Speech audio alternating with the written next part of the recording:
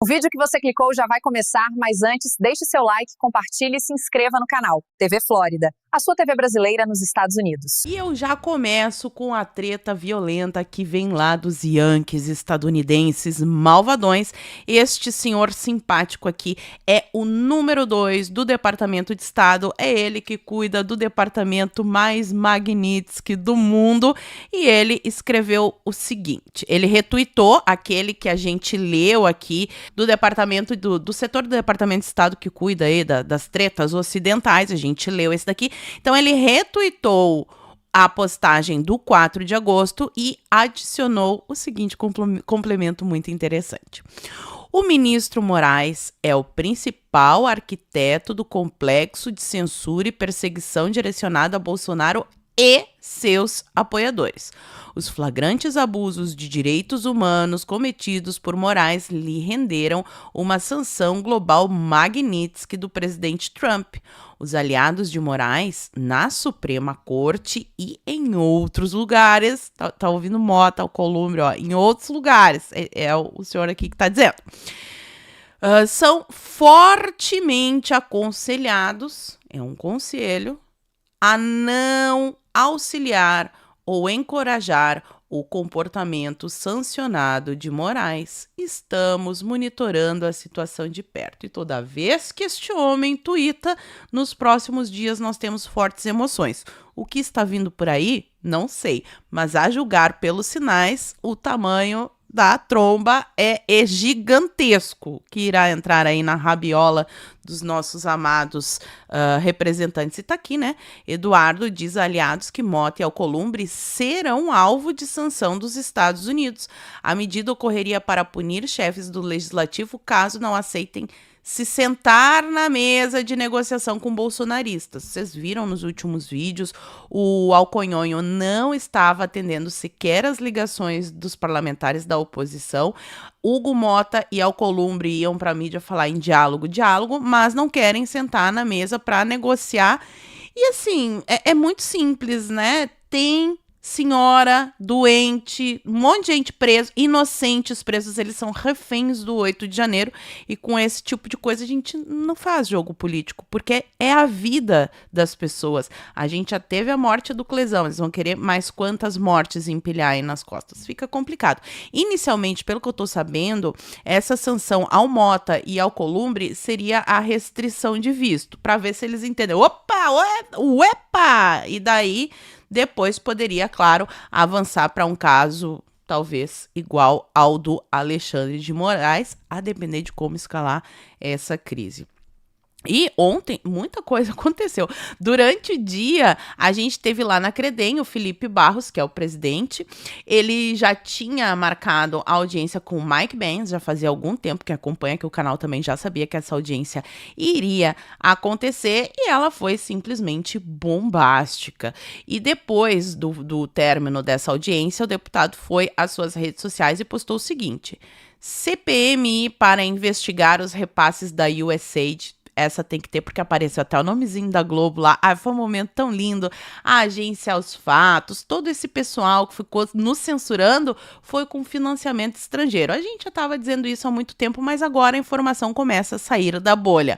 Votação do PL das ONGs. Também quem acompanha aqui o canal sabe o quanto eu sou entusiasta dessa PL das ONGs.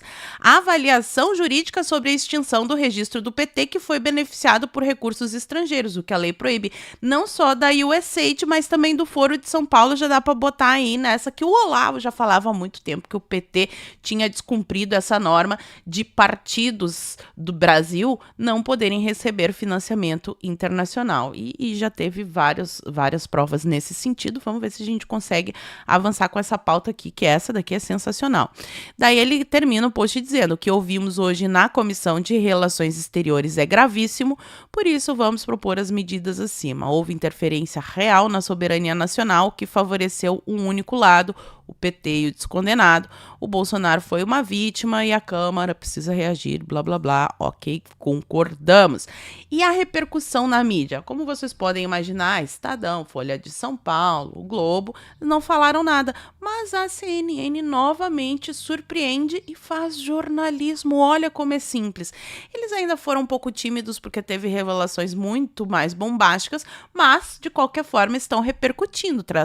Trouxeram a manchete. Censura nos Estados Unidos parece passar pelo Brasil, diz o ex-secretário de Trump, e o Metrópolis também repercutiu. Deixa eu aumentar aqui, ó. Ex-secretário de Trump acusa a CIA de interferir nas eleições do Brasil. Aqui o jornalista Júnior Silva foi mais honesto com o que realmente estava sendo denunciado. O que foi denunciado ontem na Credem é literalmente um ataque à soberania nacional. Já que essa pauta está na moda, seria a hora da direita escancarar que a soberania nacional foi já atacada e na eleição de 2022, e temos diversas provas aí. E o pessoal também recordou aqui o podcast da Natuza Neri, o Ivan Kleber lembrou, aqui ela conta tudo, a operação dos Estados Unidos contra o golpe no Brasil, como foi essa interferência essa interferência estrangeira no nosso processo eleitoral, e eu vou deixar linkado aqui no izinho o vídeo que eu fiz logo depois que o Trump se elege, onde eu conto toda a treta, todas as visitas que a CIA fez ao Brasil para pressionar. Aquele vídeo ali merecia ter mais alcance, porque ele tá um dossiê, assim, ó, completinho. Vou deixar, vocês assistam depois do vídeo de hoje, que vocês vão ver muita coisa legal ali. Bom, obstrução. A gente está acompanhando e aplaudindo desde terça-feira o movimento dos deputados que ocuparam o Congresso e disseram: daqui não sai, daqui ninguém me tira, vamos negociar, acabou a palhaçada, soltem, né? Anistia já. Eu ainda acho que seria mais impactante para a opinião pública ver os deputados pedindo que soltem os reféns do 8 de janeiro. Porque a anistia, a velha mídia já comprou, já está distribuindo a narrativa, e muita gente está caindo, que a anistia é para o Bolsonaro. Então, é anistia, o processo é o mesmo, só muda a palavrinha, libertar reféns, porque daí o pessoal, mas como assim reféns? Tem mais gente, entendeu? Espero que vocês tenham entendido. Mas vamos lá. O Valdemar não gostou, achou muito radical, né? Valdemar não gostou, mas teve mais gente. Tá aqui na matéria do Igor Gadelha, ó. Valdemar discordou da ocupação dos plenários por parlamentares do PL. Valdemar e outro cacique do PL. Quem será? A população precisa saber quem é que se posicionou contra o Valdemar Neto e Altineu Cortes, o mesmo Altineu que no vídeo de ontem eu falei pra vocês que estava bravateando lá em Brasília, porque se o Hugo Mota não vier, vou pautar, só que ele já teve a oportunidade de fazer isso 2 vezes, não fez, então tá parecendo que o seu Altineu Cortes está querendo se promover. E atrás das cortinas ele é contra, inclusive, ó, segundo membros do PL ouvidos pela coluna, o Valdemar não concordou, mas o Altineu fez pior. Ele expressou seu desagrado com a situação ao próprio Hugo Mota. Então, o Altineu Cortes foi lá no Hugo Mota e disse: isso daí que meus coleguinhas estão fazendo é muito radical, muito radicalismo, eu não sou assim.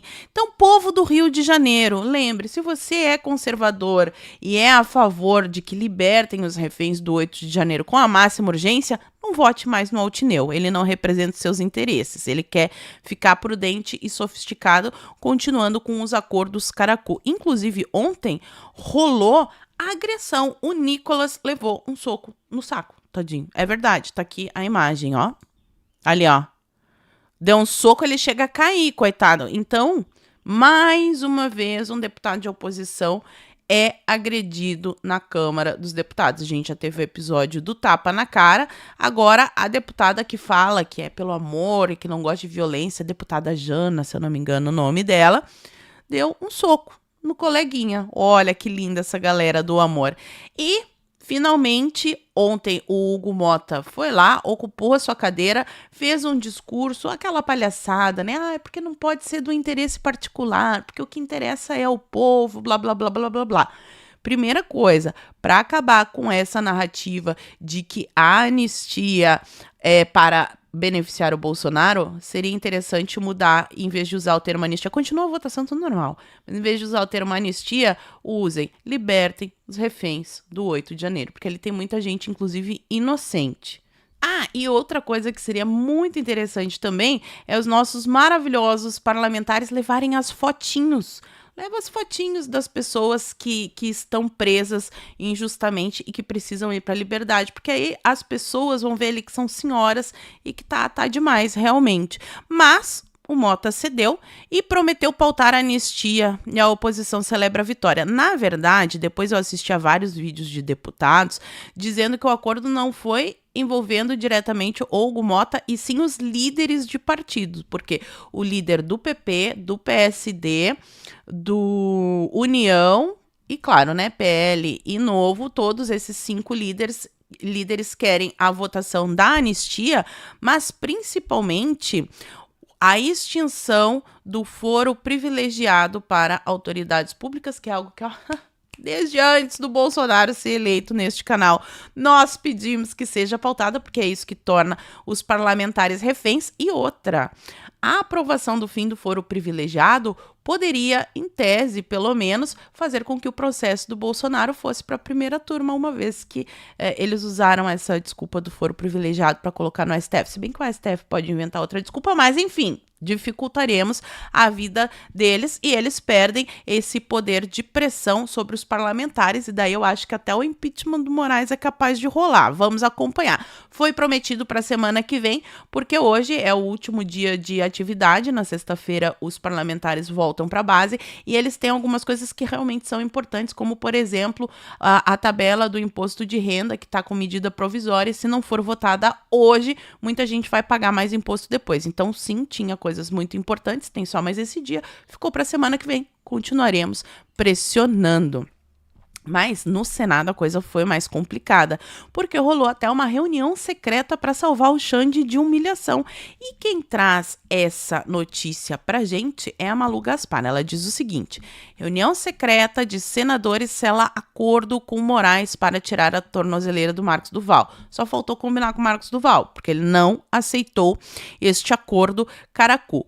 Qual que é o problema? Não vou ler todo o texto porque é longo, mas a informação que ela traz é o seguinte: o Marcos Duval, como senador, ele tem que ser julgado pelos colegas. Então, pode acontecer uma votação no Senado e os senadores decidirem que ele não merece sofrer essas medidas cautelares e retirarem a tornozeleira. Essa votação tem apoio de muitos senadores, porque eles sabem que hoje é o Duval, amanhã pode ser qualquer um deles. Então, seria uma humilhação para o Alexandre de Moraes perder na votação. Só que, em troca de tirar a tornozeleira eletrônica, o acordozinho da reunião secreta, que foi feita sem o Marcos Duval e que ele também não aceitou, já falei para vocês, é que alguns dias depois a mesa diretora votaria pelo afastamento. Então ele tira a tornozeleira eletrônica em troca do senador sair da sua cadeira.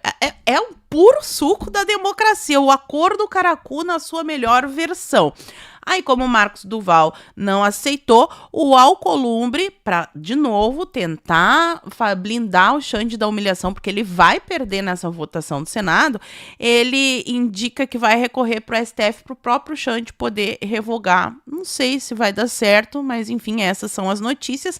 E eles passaram a noite inteira lá no plenário. O Davi Alconhonho chamou uma sessão virtual para hoje. E, aliás, essa sessão virtual que foi usada durante a época da pandemia já deveria ter sido extinta. Vou começar. O fim do foro privilegiado eu tô há anos. Agora eu vou começar a gritar contra essas sessões virtuais. Tomara que eu não fique tantos anos. O placar avançou, já falei desse site para vocês. Votos senadores, acompanha ali. A gente tinha 38 ontem, avançamos, conseguimos mais 2 assinaturas e falta só uma assinatura para que seja aberto o processo de impeachment. E aí tem todo um trâmite, não quer dizer que conseguindo mais uma assinatura tem o impeachment do Alexandre de Moraes, certo? mas inicia o processo. E para iniciar o processo, ele já ganha uma série de 6 meses, fica afastado. 6 meses seria uma ótima notícia para o Brasil, que não aguenta mais os abusos de Alexandre de Moraes, até rimou. E o Ciro Nogueira está fazendo a Kátia cega, continua aqui, e diz que não tem voto para o impeachment, porque ele faz a contabilidade lá final do processo. Então ele não quer nem abrir um processo, porque depois ele não vai conseguir. Então ele deu essa desculpinha furada. Quem foi a loucura foi o Silas Malafaia, que postou o seguinte: senador Ciro Nogueira, você é um traidor. Essa sua conversa fiada em dizer que não assina o impeachment do ditador Alexandre de Moraes porque não vai ter o voto de 52 senadores, 52 votos é o que precisa lá no final do processo, mas 41 já dá para abrir. É o seu joguinho político psicológico para outros senadores não assinarem e você fazer graça para os seus amiguinhos do STF. Você é uma raposa e um camaleão na política. Quem é você para falar pelos outros senadores? Se recolha a sua mediocridade política. Senadores de caráter se rendem à verdade e à justiça. Silas Malafaia, nunca critiquei, maravilhoso. Aí a cara de pau do Ciro Nogueira foi lá e disse: ai, pastor Silas, eu não me meto na sua igreja e o senhor, se quiser ser senador, se candidatar, liderar um movimento, será muito bem-vindo. Aí então verá que, diferentemente da sua igreja, na democracia, a vontade de um não é a vontade de um, mas da maioria. Então, o senador Ciro Nogueira está dizendo que o impeachment do Alexandre de Moraes é a vontade de um e não da maioria, do povo. Eleitores do Piauí. Eleitores do Piauí do Rio de Janeiro, pelo amor de Deus, vocês têm essas missões aí, não eleger gente desse tipo. E que ser torcedor é uma coisa, estar em campo com responsabilidade de construir resultados é outra. Então, para Ciro Nogueira, o Xande deve continuar no STF, tá tudo lindo, tá tudo normal, lembrem disso, porque o mandato do Ciro Nogueira acaba no ano que vem e eu torço muito para que ele não seja reeleito. E aqui vamos, de novo para o caso Bolsonaro. Depois de pressões, bolsonarismo está na expectativa de revogação da prisão. Então, eles estão costurando esses acordos, que a gente já está acostumado, mas enfim, os advogados vão entrar com esse pedido e há a expectativa, apesar de que, do outro lado, Moraes está dizendo que não vai recuar e diz que tem apoio dos outros ministros. Só que quando a gente vai ler a matéria, a gente vê aqui a declaração de um ministro, mas é só um, O apoio dos ministros aqui foi só um que disse.